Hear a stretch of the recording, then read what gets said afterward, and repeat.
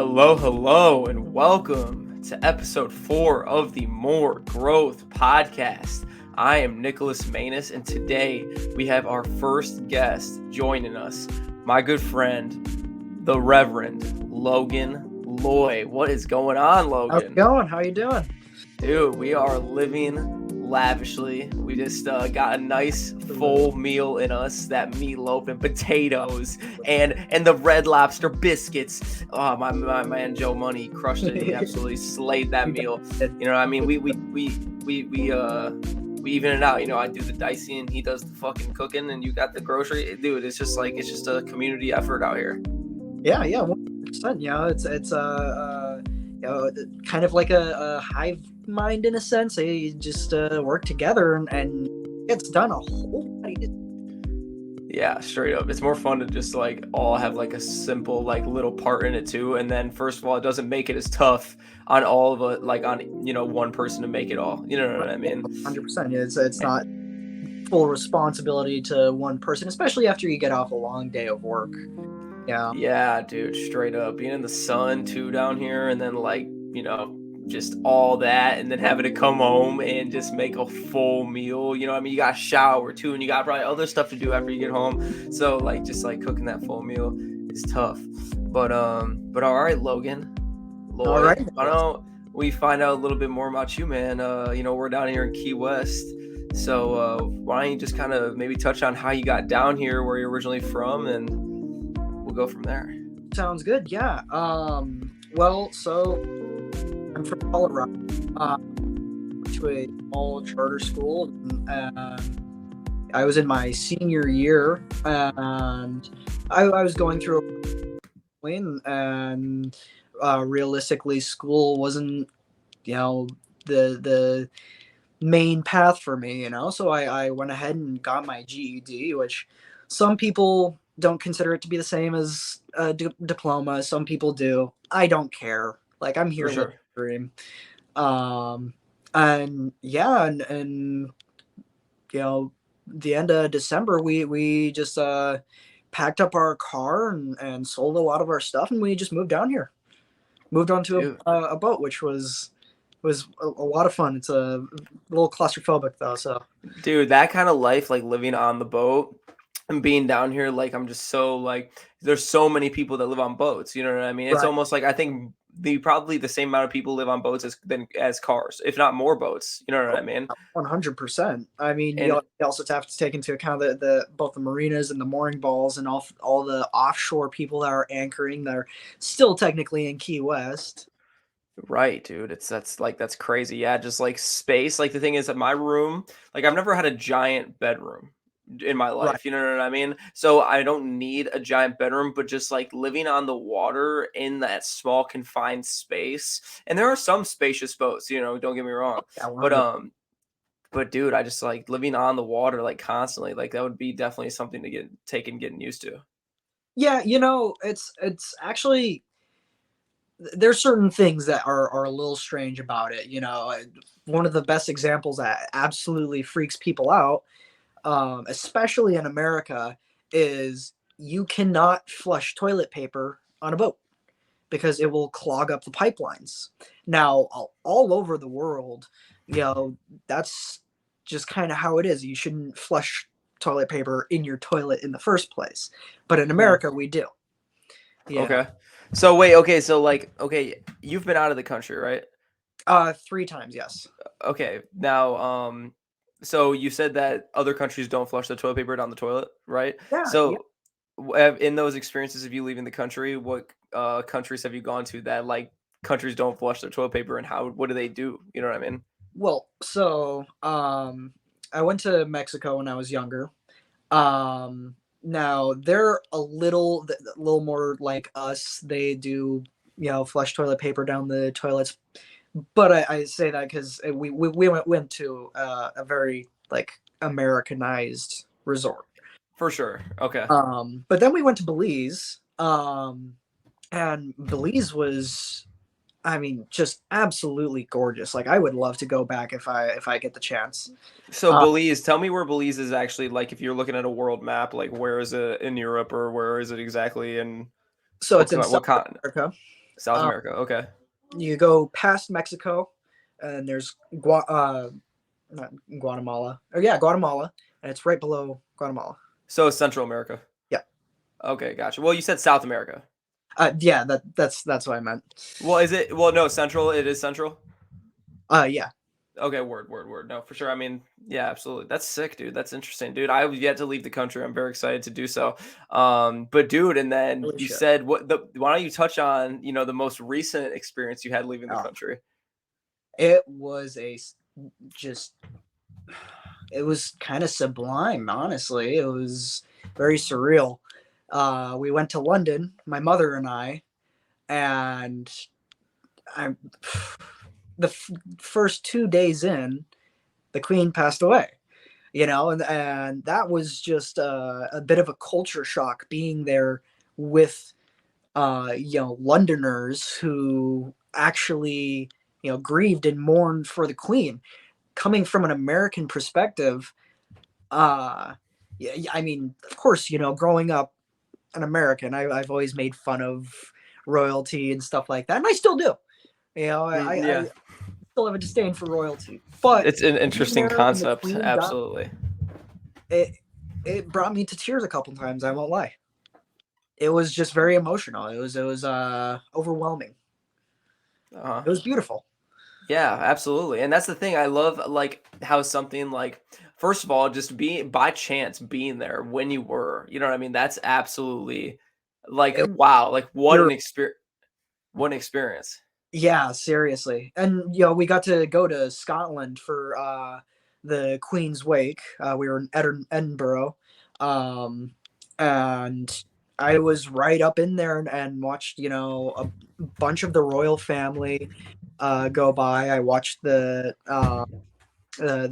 car that she was in, the Queen was in, go Mm, by, and I paid my respects. It was just absolutely breathtaking.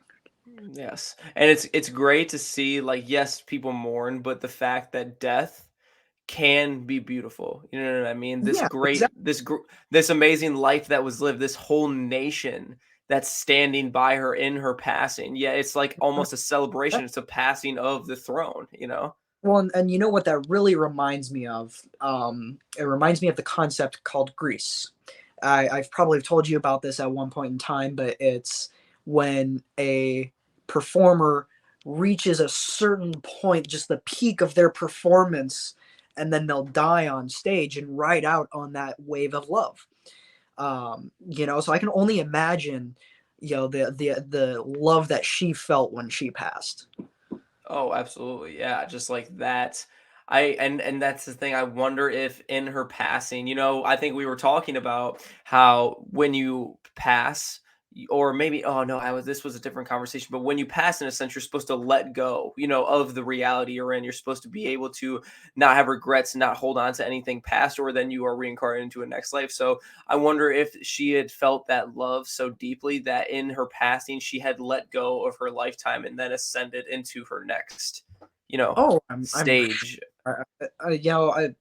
I can't remember the exact analogy, but they always or maybe it was a story I read years ago in school, um, that was about just sitting on a hill and letting go of the grass and letting go of that life and letting it take you and I, I mean realistically we of course we should be fighting against the dying of the light, but Mhm. when said time comes, I imagine it'll wash over like, you know, just a pure euphoria. It's just Oh, absolutely.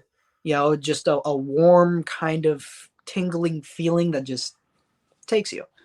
Now, Yes. of course, I'd like to abstain from said feeling for as long as I can. Oh yeah, absolutely. It's like, are we really afraid to die? No, but is it like I'm not ready to because we have yet so much more life to live, you There's know? so much to learn and so much to do, and I keep saying, the world is so big and we don't have enough time. Yeah, Right. there's never enough time to see the things that you would really like to see, and those who do, go out and search the things that they want to see, they are living, at least personally, the best life. They are getting to Yes. experience as much as possible, and that's what life is it's an experience. Yes, and that's the thing. Yes, exactly. It's our own individual experience and creating that perspective out of the one consciousness, you know what I mean? Which entirely creates the whole experience as itself, you know? 100%. And that's something that I think that I admire about you is that I think you're very good at that I try to adapt to my life is that throughout everything you're very curious. You know what I mean? You're very like you see something you're like, interesting. Like you're just very like curious about life and your approach and you're very open to learning. And so in my day to day, you know, I'm like, how can I look at something and like admire like the divinity within it? You know what I mean? And I think that's a natural skill that you've adapted in my time of knowing you. Yeah, all I have to say is I appreciate you for that, because that really does mean the world to me. You know, of course there's the saying that curiosity killed the cat, but Mhm. by the same token, you've seen the fuck around find out table that's been going around on the internet. No, what is that? Fuck around, find out. We can look that up as well. Oh, it's a really good, depiction of the idea of fuck around find out. How Okay, much you fuck fuck. around is how much you find out. Yes, absolutely. Let's see, share screen. Let's do all right, here we go. And then so fuck around, find out. Yep.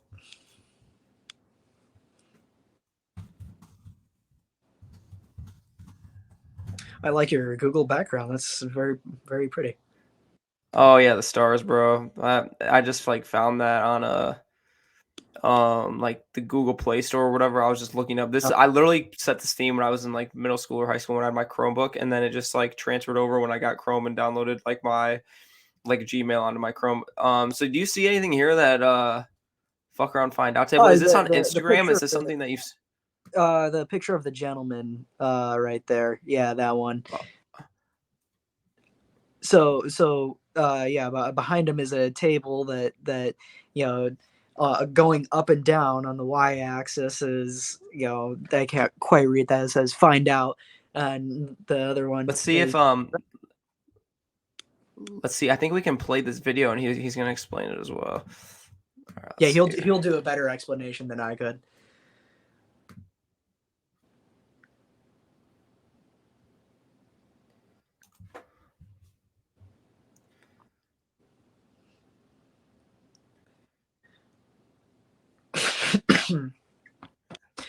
Excuse me if Oh, you're good. You're yeah, good, brother. thank you.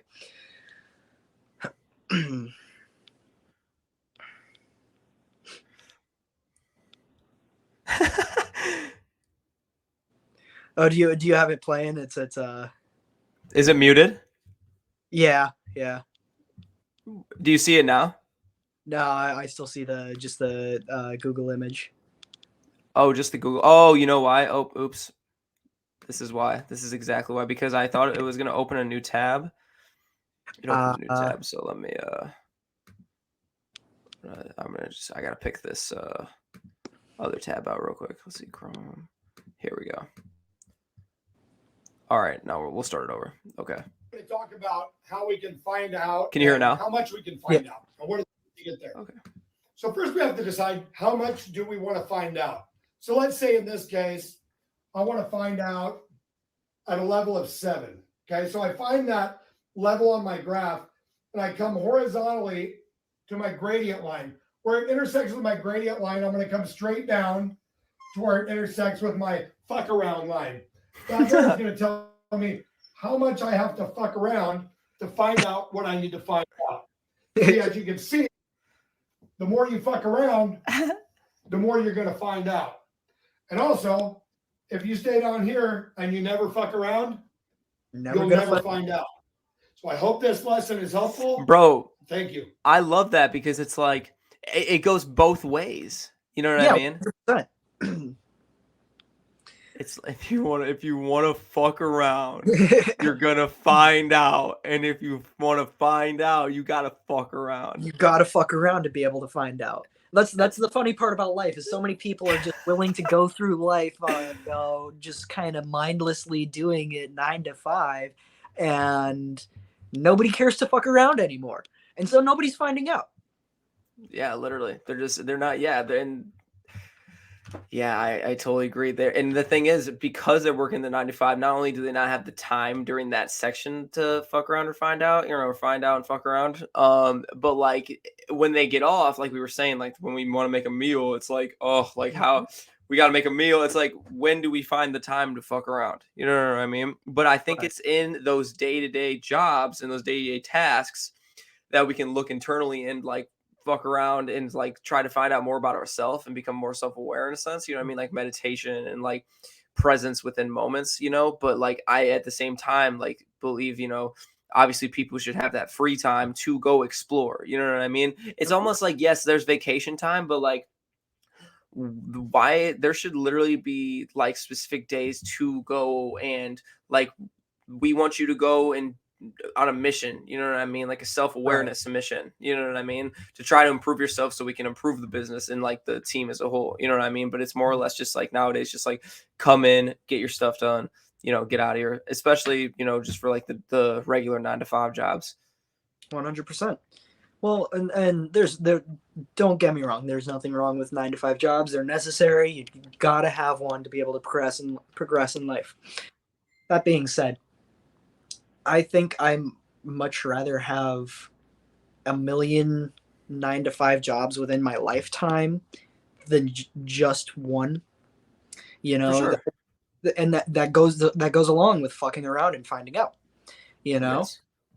You go fuck around somewhere else and find a job out there. You're gonna find out what you can learn from said job, what morals or what lessons, and what skills, what you can pick up and translate them into your life. Absolutely, yes. And that's the thing too. It's like if you work the same job your whole life, how are you going to know what you like because you're not trying different things? You know what I mean? But there are people that are content with that in life. For sure. Like, and that's the thing. It's almost like a first love aspect, but in a career aspect, it's like you work a job, you really enjoy the job. Like at this stage of my life, like I've always done dockhand work. You know what I mean? I like connecting with people and working with the boats, and the money's good. So at this stage of my life, like in this like school stage, like this learning stage, I can still like work this job and travel and like do, like I've worked at multiple marinas around the, a few in Ohio and now in Florida. But yeah, no, it's like at a certain point, like I'm ready to, after this marina job, like I'm gonna be ready to be done, like and like go and learn something else and build new skills. You know what I mean? Trade. Yeah, no, that's and again, I would urge you and anybody else to do that, because there is just so much in this world that is so interesting that needs to be understood. So what other for those who don't know, Logan also he's works at the marina with me as a dockhand. What other jobs have you worked in the past before working at the marina? Well, I worked up at another marina up in Marathon. I've done landscaping for a good portion of my life. I've worked at King Soopers grocery store. Nice. Did you do stock or did you bag, or what did you do at the grocery store? I was a bag boy. Nice. I was the best damn bag boy that you've ever seen. Dude, I always tell my, like when I go to the grocery store, I always like try to give a genuine thank you, because it's like the people that check out our food, like it's like they go so unappreciated, because yes, it is a 9 to 5 job, but like, yeah, like we can do the self scanner and stuff, but like people, like we go over there, we pick our food out, and these people like, and this is like, take it for what you will, but every single thing we eat, is grabbed and handled by that person who scans it and puts it in the thing. It's a process, you know what I mean?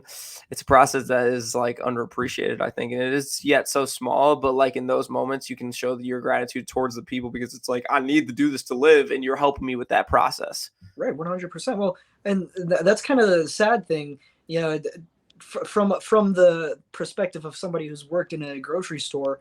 more and more grocery stores are actually replacing those attendants with self-checkouts and self-checkout lanes now. When I just recently went back to Colorado, I went to King Supers to pick up a drink or whatever, and the first three lines of rows that I used to sit there and bag at are completely automated now. And so those people are being outed jobs by, which kind of is funky to say, but by robots. Yeah, no, I mean that's what it is. It's a robot. Give me 1 second. Hold on. I'm shutting this door because I see it and it's annoying me. But yeah, no. It's like where do we draw the line between making money and like compassion for like the human race? You know what I mean? Right, right. Well, and that's the unfortunate part because it's such a grade line. I mean, take into consideration, the profit of war, or the fact that our economy is held up by things like drugs and alcohol. These things that are potentially destructive to our lives, that have ruined many and taken many lives, we are making bank on. Yeah, it's very sad, and it's very mind blowing to me how like really open it is in the world. The fact that like things like alcohol and cigarettes and like stuff like that are legal and encouraged and marketed, but yet like beneficial medicines and psychedelics take so The long to get across the board. It makes no sense to me because it's like guys, if we just can get over this and we can use these powerful tools as a one whole consciousness, imagine the possibilities that could be going on right now in this life. And because It would there's be a people in neo renaissance. what was that? It would be a neo renaissance. Explain. I think it would bring about a new age of enlightenment, which I think we are due for. I think that it is time for us to, as a species, make a step forward. And of course, we're making technological advances and medical advances, but we're also suppressing them. Yeah, I mean, take into consideration, JFK. He was going to fund NASA before he was assassinated. They never got that funding because he was assassinated.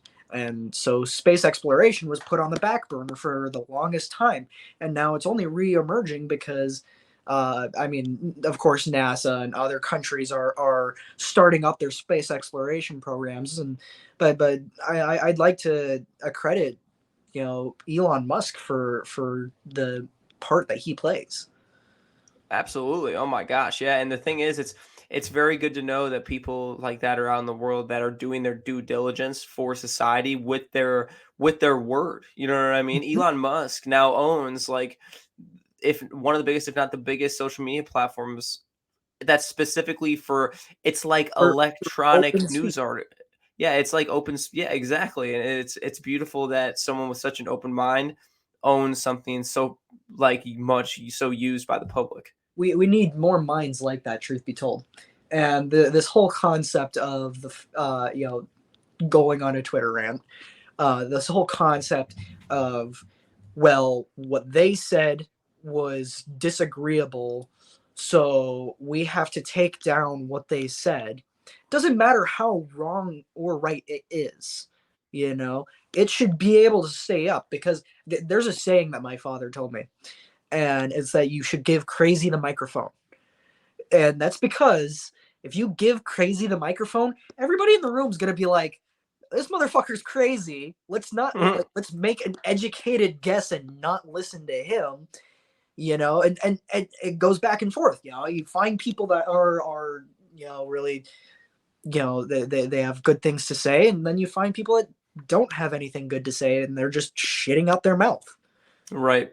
And the thing is too, well, it's like it's all relative in a sense. However, what we'll touch on in this Marcus Aurelius book, you know what I mean, is like he differentiates like how to approach certain people that are spewing out good knowledge, you know Mhm. what I mean, and how to take that and how to be aware of that. And then how to be aware of people that are spewing out that shit, you know what I mean? But Mhm. regardless, it's like people get mad about it because they grow an attachment to their own word, and then they grow an attachment to the conditioning of society. So when someone said something crazy, they're like, oh, we're with the group of people that think you're crazy, and then they Right. Yeah. add words like you're crazy to whatever the word is, to make it seem like it's lower than them. You know Oh what I yeah, mean? yeah. Well, I When in mean, reality, it's relative. yeah, 100%. Well, and yeah.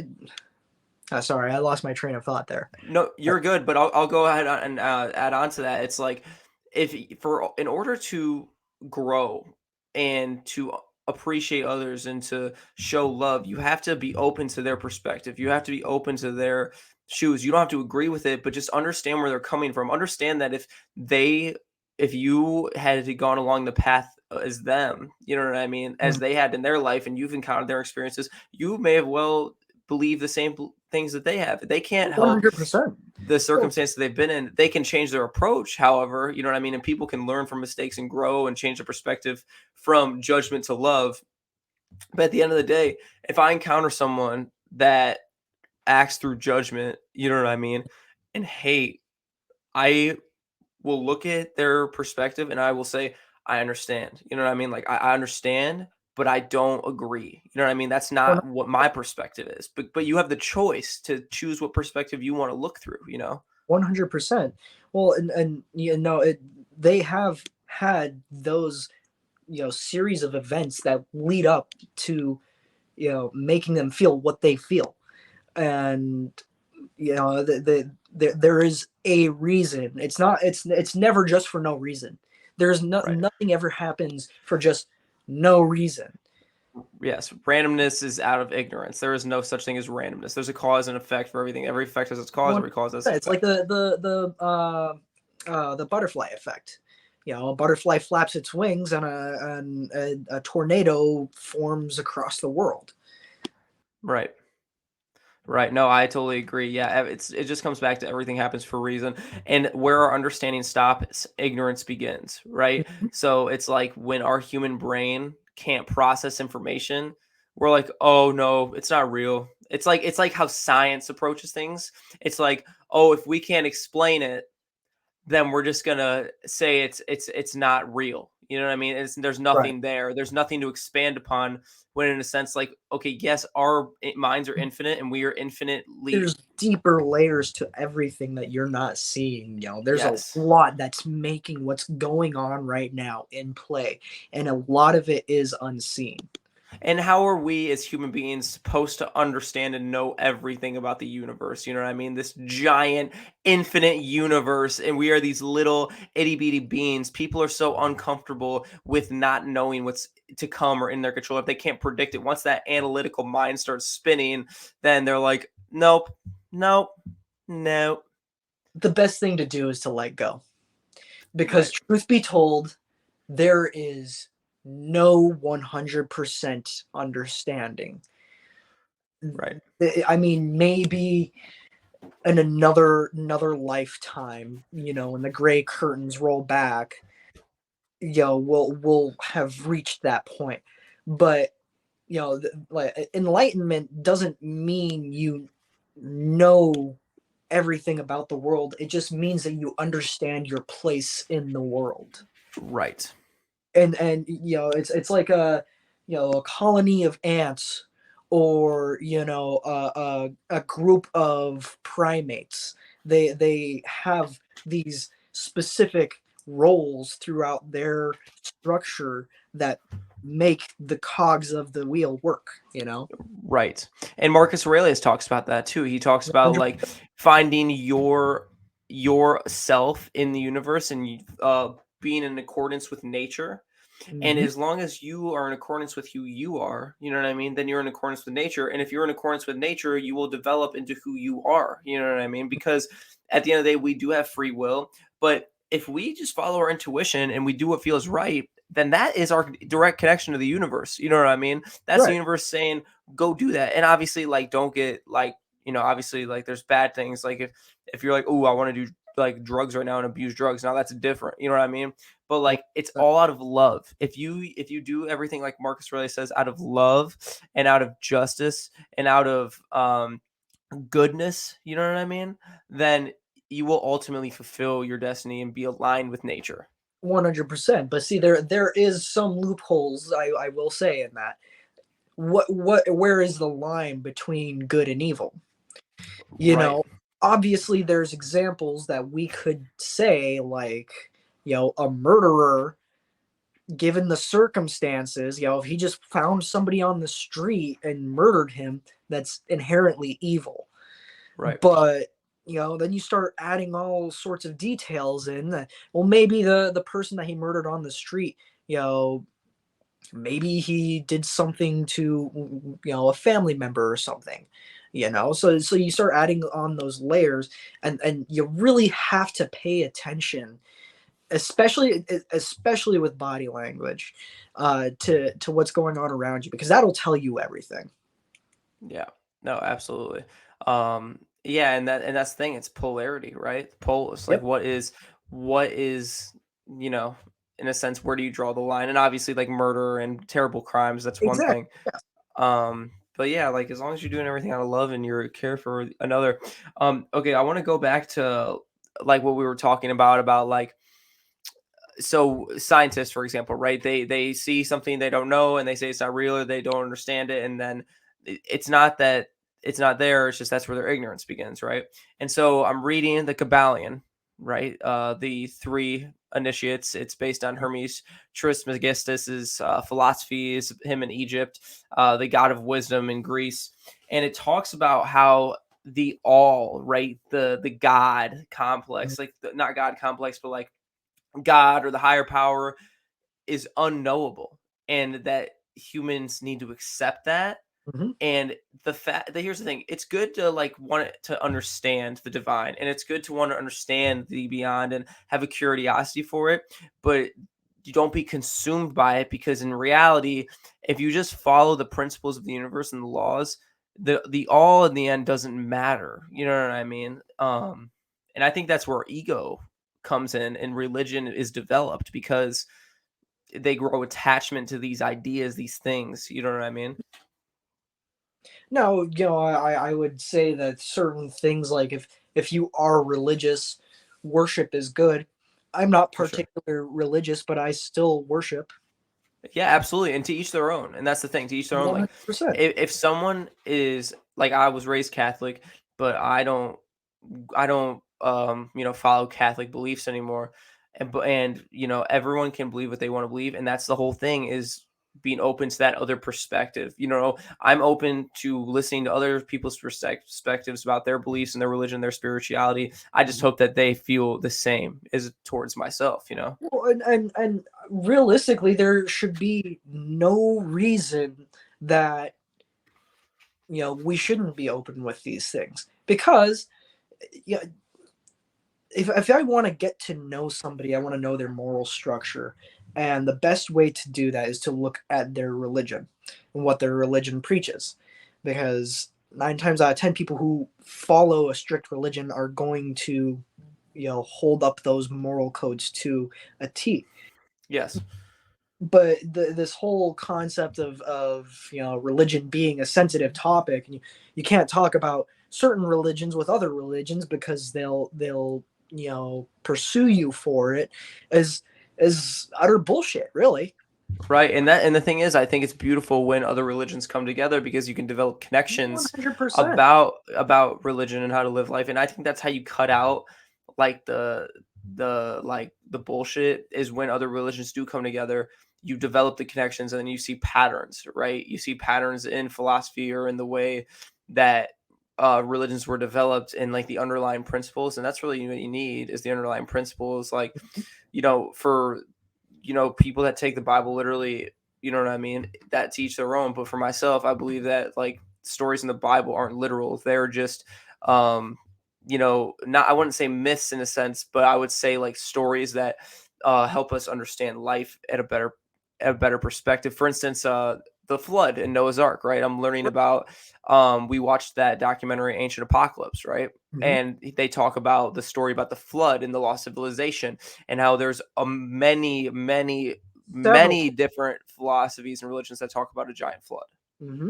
So several cultures share a lot of the same framework for religion, all throughout the Middle East, to the East, to the West. You know, all over there is a underlining theme of, and there are multiple religions that don't follow this theme too, but the structure of the son being born of a virgin, becomes a teacher, becomes a carpenter, dies on the cross, and rises 3 days later. Now, if you were to look at that from two different perspectives, from a farmer's perspective and from an astronomer's perspective, you would see that it makes a lot of sense that these people would write about this, their understanding of this story. The sun is supposed to be depicting the son of the virgin is supposed to be depicting the actual sun, and at the end of the year it starts to rise further north until it sets on the northern cross, and then 3 days later it begins to rise again because the planet's shifting. So Right. all realistically, all religion was an understanding of our universe, but kind of milk washing it a bit.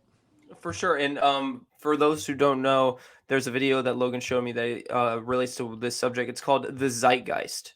It's a good one worth checking out. Now, it's kind of 50-50 because the beginning part is actually pretty much exactly what I just explained.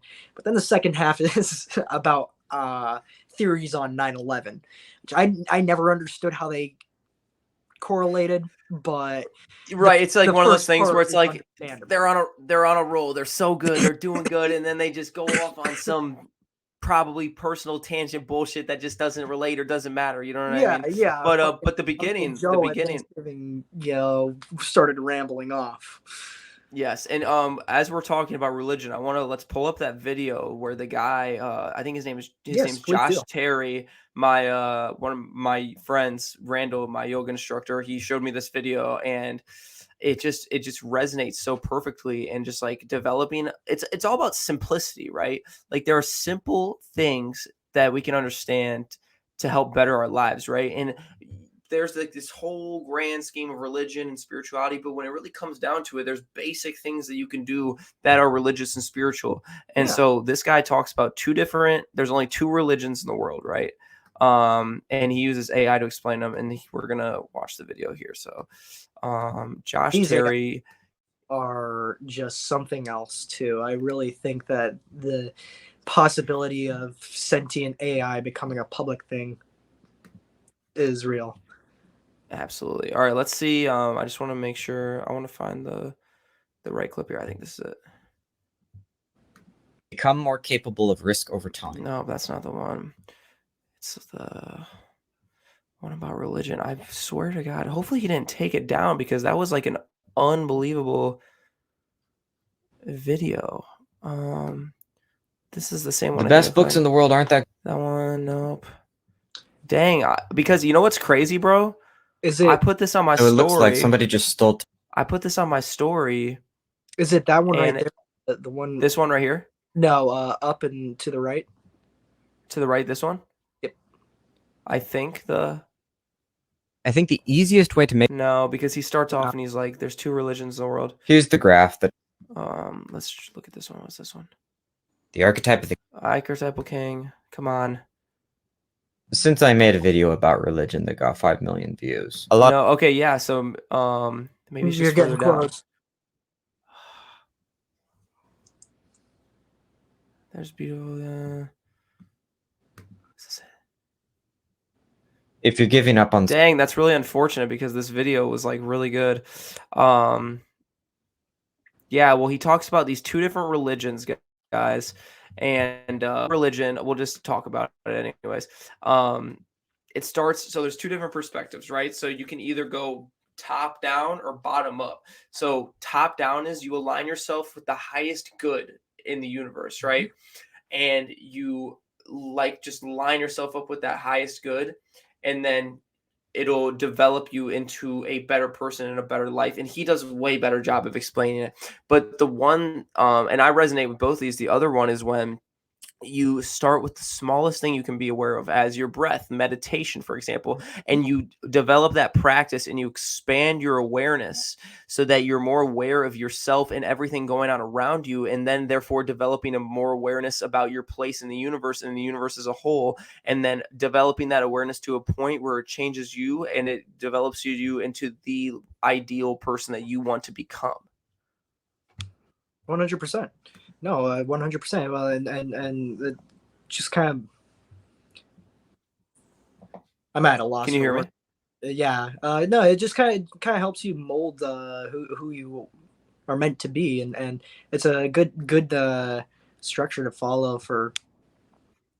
Okay, I found it. You know what I did? Okay, so all I did was I just went in our messages because I sent it to you. There you go. So I should have done that in the first place. But all right, here we go. I'm gonna share it. Boom, boom, boom. All right, here we go.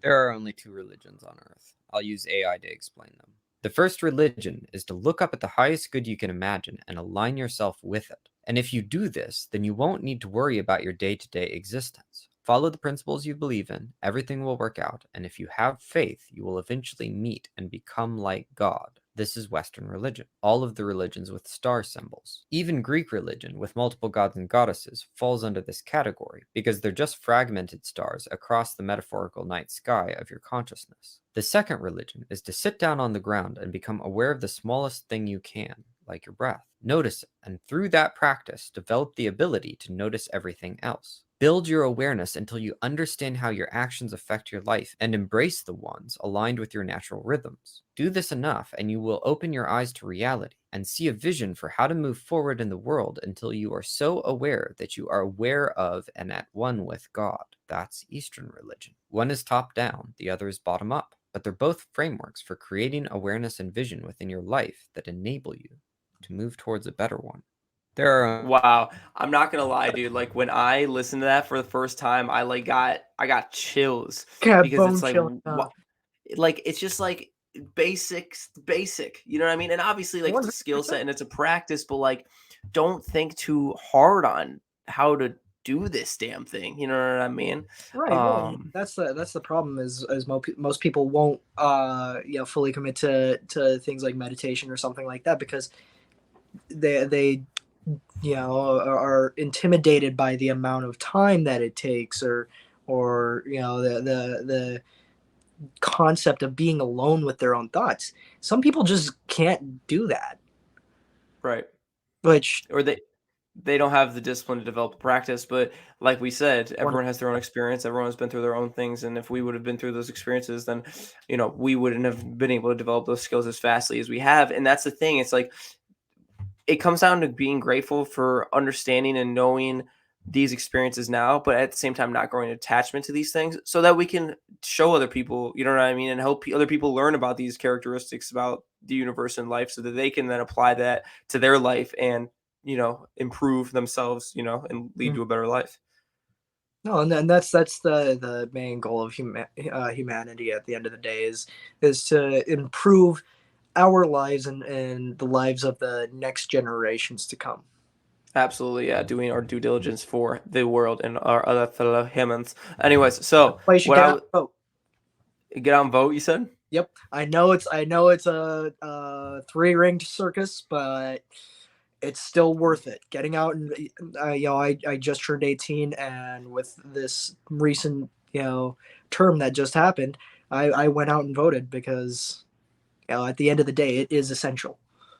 Yeah, and that's the thing too. It's like whatever lesser of two evils, all that stuff. It's like do your due diligence for society. If you have a choice, you know what I mean? If you have the option to make a difference in the world, even if it is by casting a vote, you should do that, you know. And three-headed monster, it's funny, it's like, I don't know if you meant like the third party independent systems, but I was thinking in my head Republicans, Democrats, and corporations, three-headed beast, you know what I'm saying? Oh yeah, that's 100% how it goes. Let's be real.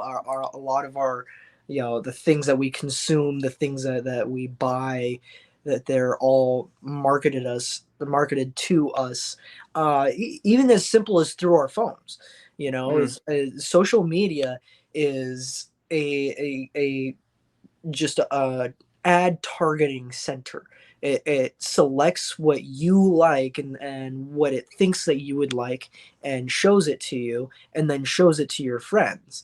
And 9 times out of 10, you know, it's spot on, eerily spot on. Which I think that, you know, something like, you know, a quote unquote neo enlightenment or whatever would come about when people put their fucking phones down and started conversating again.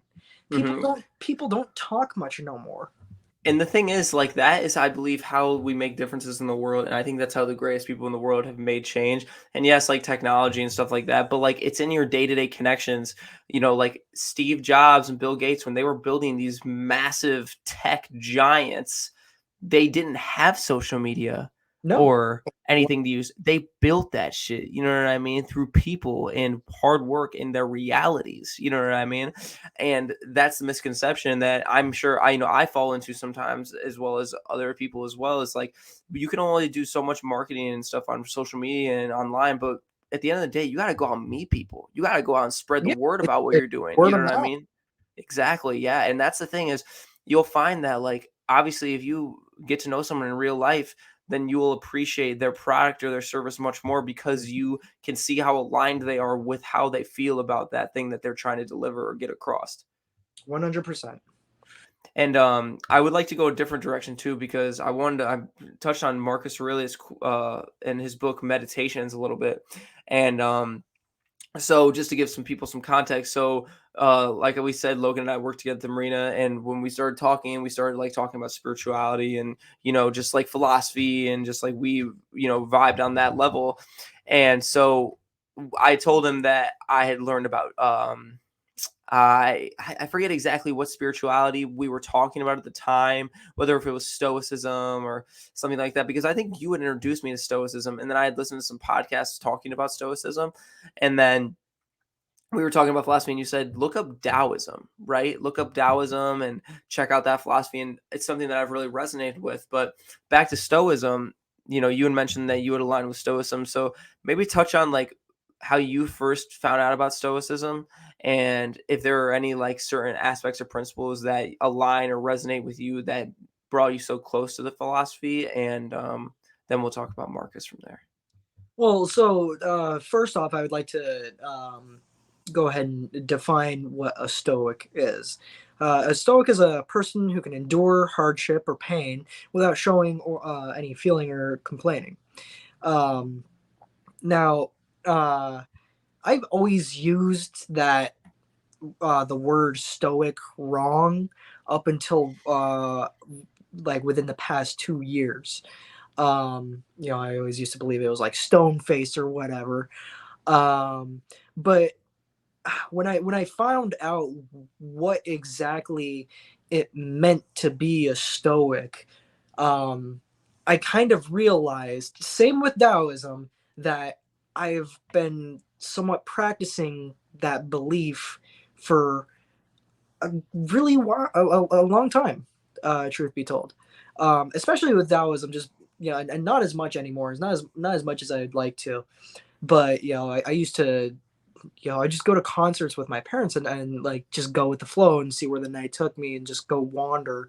And, you know, whenever I go out with my friends, I just did what came naturally. I never really put in any thought to what it was. Anywho, but Stoicism was a philosophy coined by Zeno.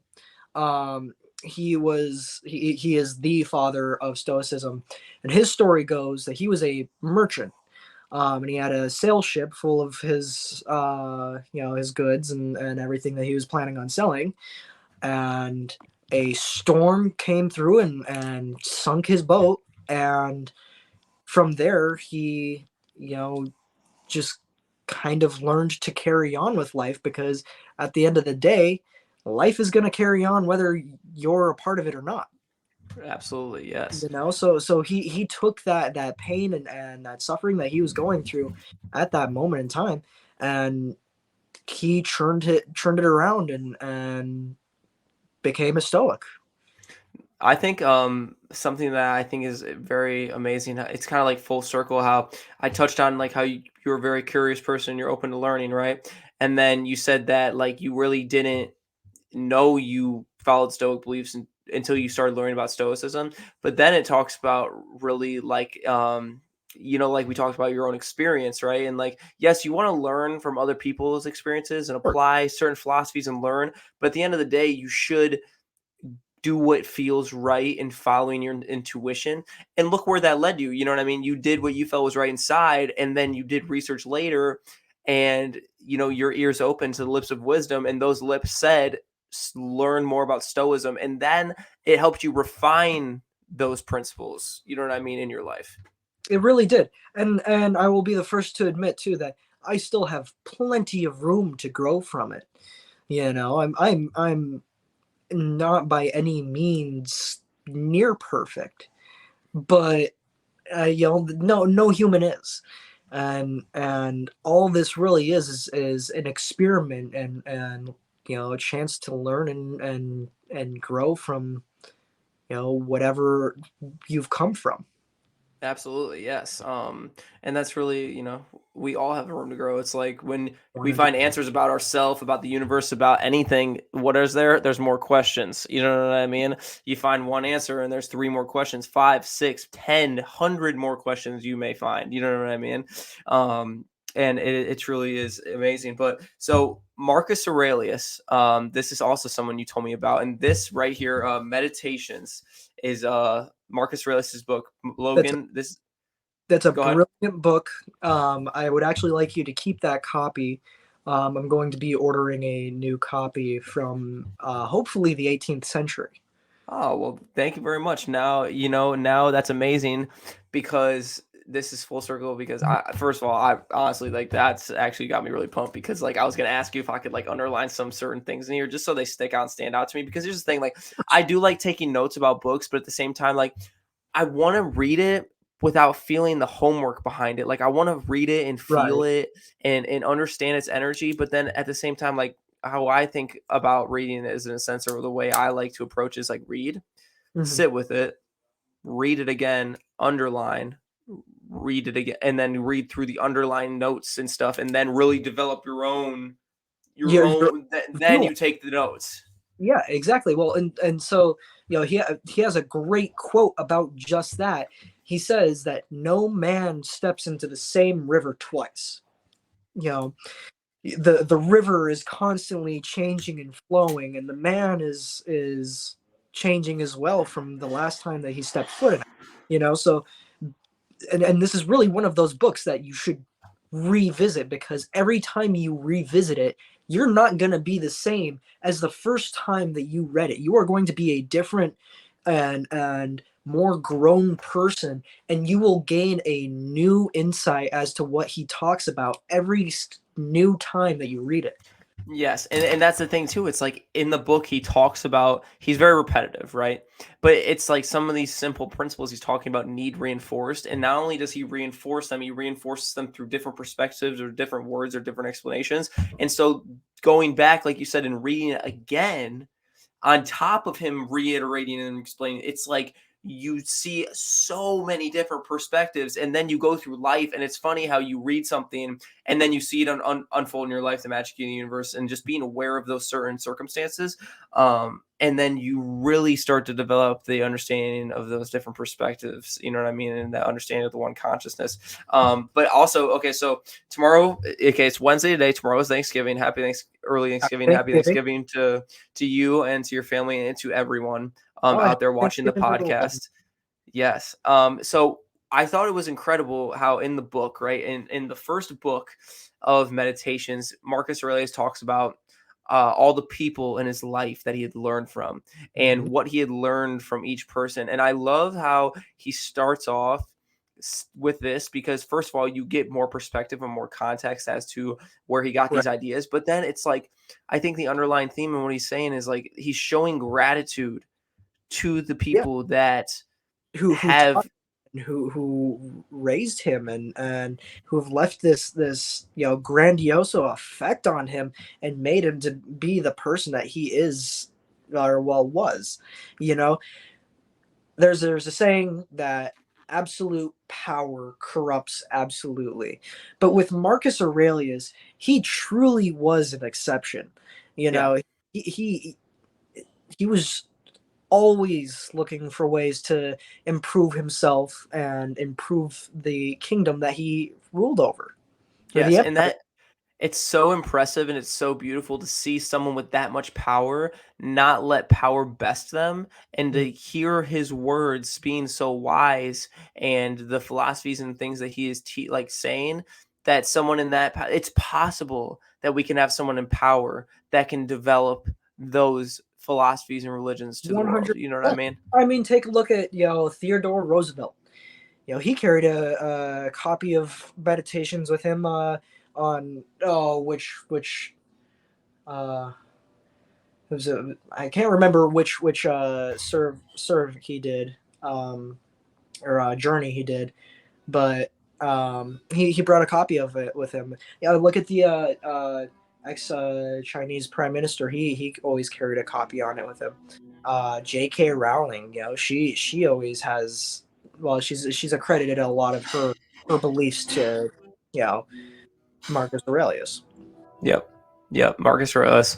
He's a whole ass G, the literal goat Well, of my life right now. and what's cool about him too is he understood that absolute power could corrupt absolutely, and I have a quote written down from him that says Alexander the Great and his mule driver died, the same thing happened to both. They were absorbed alike into the life force of the world, or dissolved alike into atoms. So he's saying that Alexander the Great and his mule driver, they both died and both met the same fate. Now he also touches upon something that is really brilliant for 2,000 years ago. He says that they dissolved alike into atoms. Now the fact that they knew what an atom was at that point in time is absolutely astonishing. And it just goes further on the ignorance of humanity today and the fact Mhm. that like um we blindly say that they're okay. So yes, as time goes by, we're supposed to grow and evolve and like develop, you know what I mean? So we think anyways, you know what I mean? That's from our perspective, what we believe anyways, or what I believe that the purpose of life is at this point is to grow and to love and to find the truth. But it's like there were, I mean, these philosophies that we learned, these simple things about life, the atom, like you said, these complex things, people studying the stars and star systems, like they knew this information, you know what I Well, mean? and you can thank the Epicureans for that.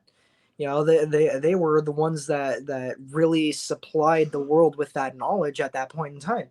And you also have the Catholic Church to thank for putting us back into a dark age for that. Hmm.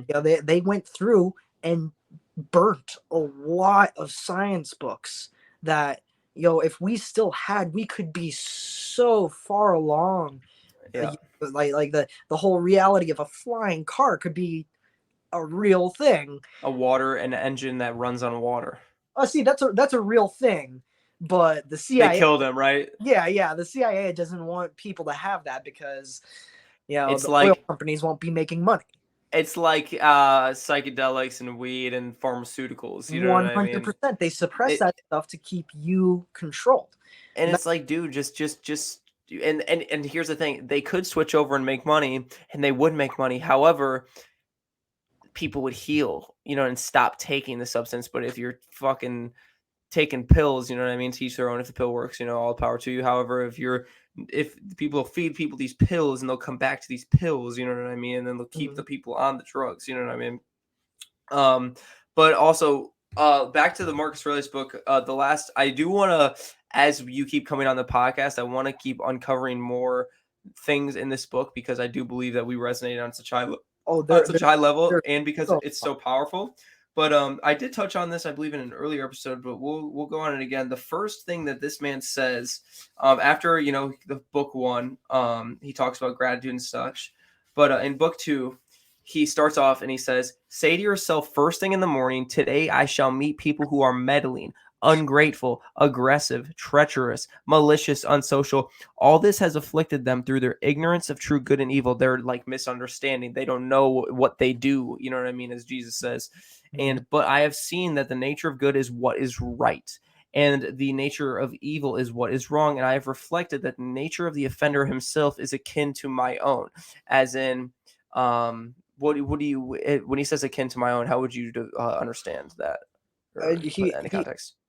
he says, he's basically saying like all bad things that have been done by humanity are done by humans, and you're one of them. So he can put himself in said position of a chaos doer. Yes, and that it comes back to, like, we all have darkness within us. 100%. Frederick Nietzsche really touched on the shadow, which is something that I would like to actually touch on at some point too. Not today, but the shadow is really where a lot of growth happens.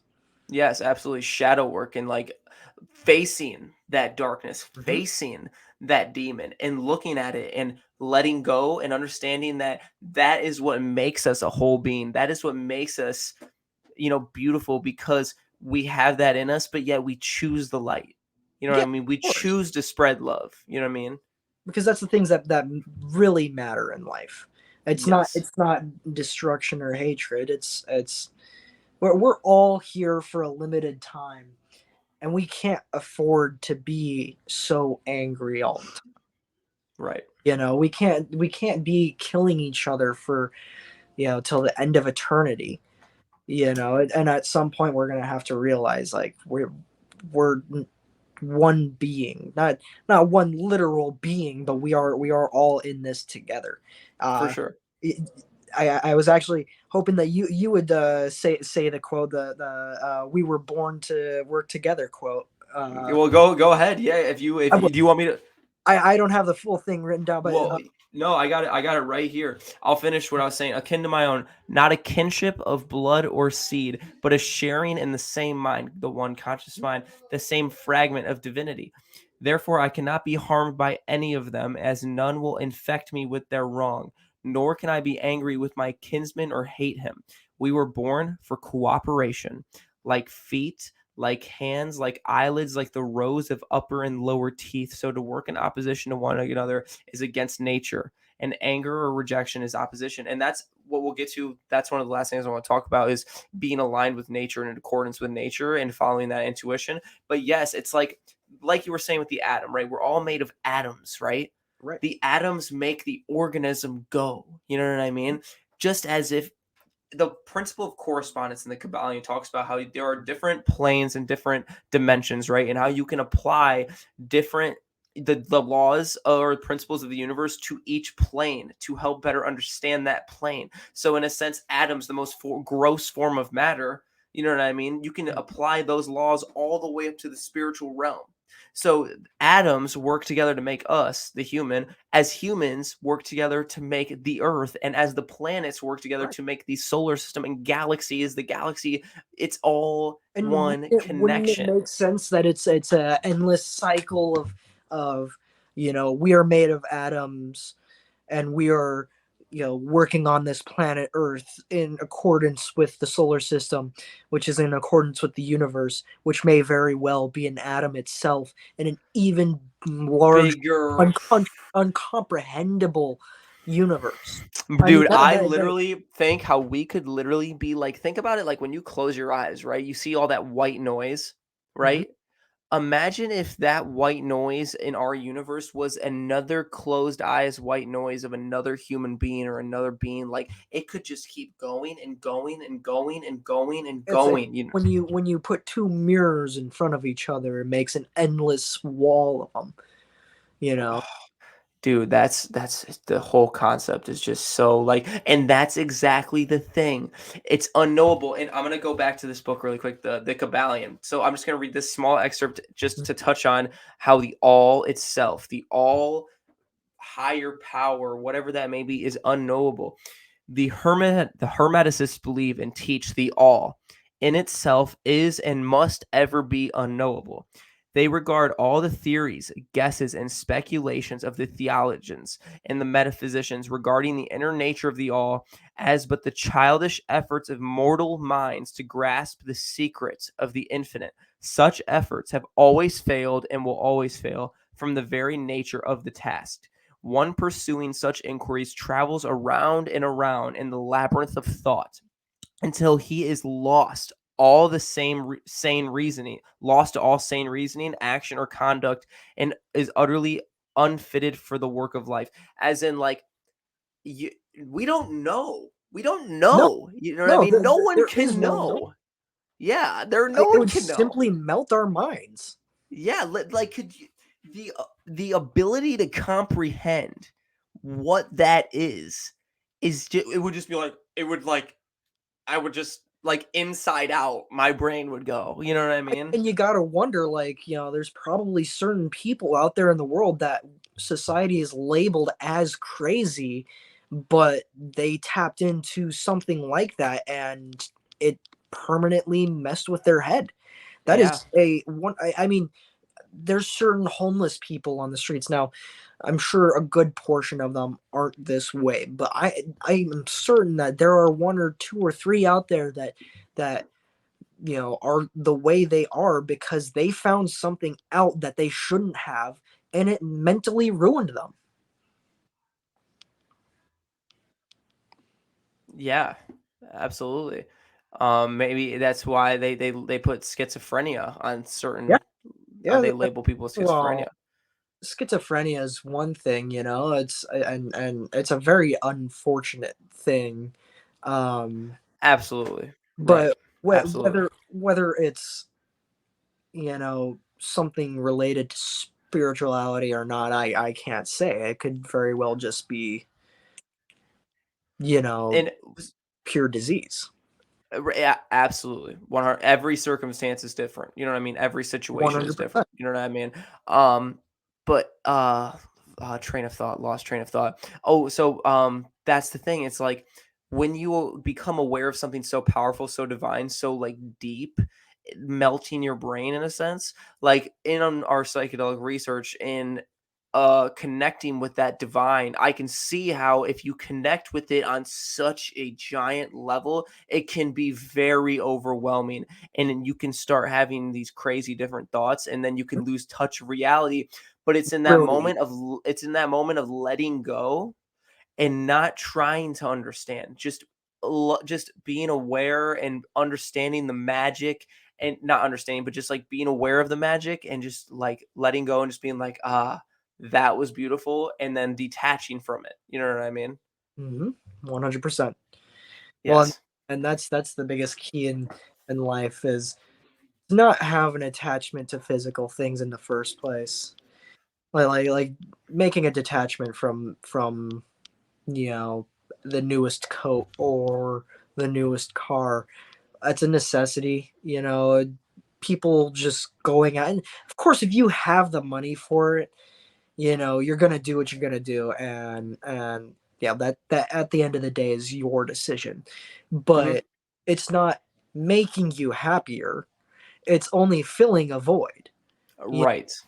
which if you use that money to spend some time elsewhere in the world understanding more about yourself and about the world and how to be in accordance with it, then that's at least personally a better use of money. Absolutely, and finding that accordance with nature, like buying clothes and buying fancy things is not helping you connect to the universe, but like going and learning about yourself and going in nature and going and connecting with other humans, that is what's going to fulfill you in life by building relationships with yourself, others, and the universe as a whole. But I just want to touch on this. I think I found something here in book 2 that he talks about with the accordance of nature and following your intuition. Um, The works of the gods are full of providence. The works of fortune are not independent of nature or the spinning and weaving together of the threads governed by providence. All things flow from that world. And further factors are necessity and the benefit of the whole universe, of which you are a part. Now, every part of nature benefits from that which is brought by the nature of the whole, and all which preserves that nature. And the order of the universe is preserved equally by the changes in elements and the changes in their compounds.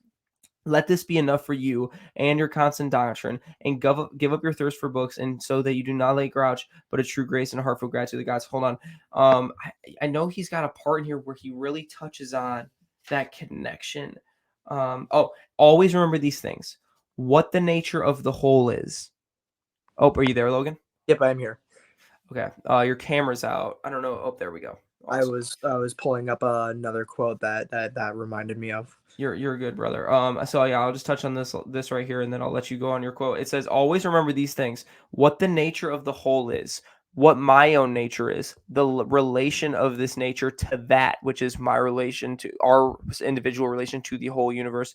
To that, what kind of part it is of what kind of whole, and that there is no one that can prevent you keeping all you say and do in accordance with that nature of which you are a part." You know what I mean? No one can stop you from being your authentic self. 100. No one can stop you from being who you want to be. And no, the universe wouldn't stop you or let those people stop you from being who you are because it wants you to be who you are. In all reality, the only thing that stops people from being who they want to be and who they really are is themselves. Absolutely. You know, of course, there are things such as oppression and you know, things like that. But you know, there was I feel awful because I can't remember his name, but there was a Jewish philosopher during World War II. Him and his family were in Poland, and they were all picked up by the Nazis. And you know, he was separated from his family. One went to, you know, like a couple of people in his family went to one camp, and he went to a different one. He ended up going to Auschwitz. And the whole time, you know, he knows that, you know, his family's probably dead, and you know, the people that he's calling friends now could be gone tomorrow, and you know, their water rations and their food rations were poor, but he chose to keep a good attitude throughout all of it, because that is the one thing that people cannot take away from you, is your attitude on life. Right, your spirit, your perspective, you are in control of your emotions and perspective. You can control the way you look at things. You can become self-aware of how things make you feel. So like, let's say I gave the example in a previous episode where it's like you run into someone who you don't like, and you get those instant feelings of like ugh, or that instant like head thought about like something, or like just like a situation in general, really anything.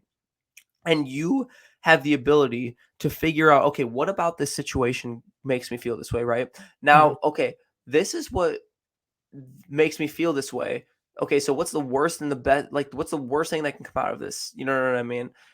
It's just going and looking into something deeply about who you are, what effects that has on you, and just being like, oh, if I just looked at it from this angle, it's like all comes gratitude, for example, right? I hate doing the dishes. I hate it, right? I do not like doing dishes. But I am grateful that I have dishes to eat on. You know what I mean? 100%. Like, I'm grateful that I have dirty dishes that I can clean and eat food on. You know what I mean? I'm grateful that I have clothes and bed sheets to wash when they get dirty. You know what I mean?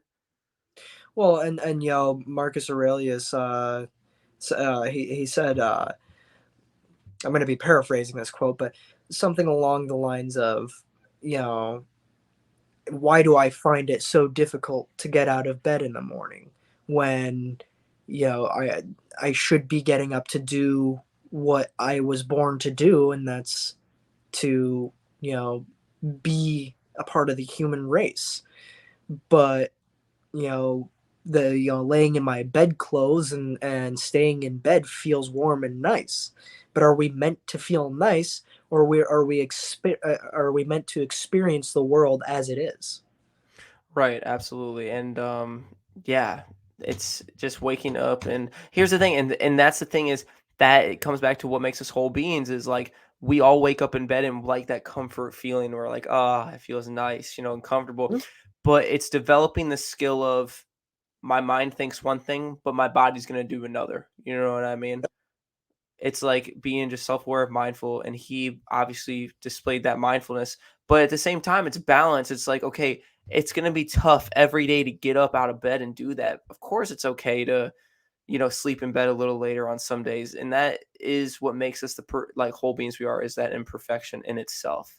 So you did say you wanted to touch on, there was a quote or something like that, maybe Uh, you had already at this point, the quote won't make any sense, so I'll leave it out for next time. Nice. You know, it's funny you say that, because like there's certain aspects that I like to bring up too, but it's like I'm not going to force it. I just want to let it flow in a sense. So it's like we Right. will get to these topics at a different time when we bring up the philosophy, or we just end up getting to that page in Yeah. meditations or something. So but yeah, Logan, I mean, this has been an absolutely beautiful episode, man. And if you don't have anything else to touch on, I think we can wrap it up here for More Growth episode 4. All I have to say is that I hope that the beautiful people have a wonderful day and night and an amazing Thanksgiving. Yeah, happy Thanksgiving, guys. And, comment, like, subscribe, share. Let us know what resonated with you, what philosophy, what aspects about what we talked about can you resonate with or touch on. We love making those connections and getting new information in, and talking about different ideas as well. And, we'll look at those comments, and we'll definitely look into those different aspects that you guys bring to the table as well. But this has been the More Growth Podcast, episode 4, with myself, Nicholas Manus, and the Reverend himself, Logan Loy, who I'm sure will be back for many more episodes in our future. So God bless, guys. Love you. Happy Thanksgiving. Have a good Namaste. night. See ya.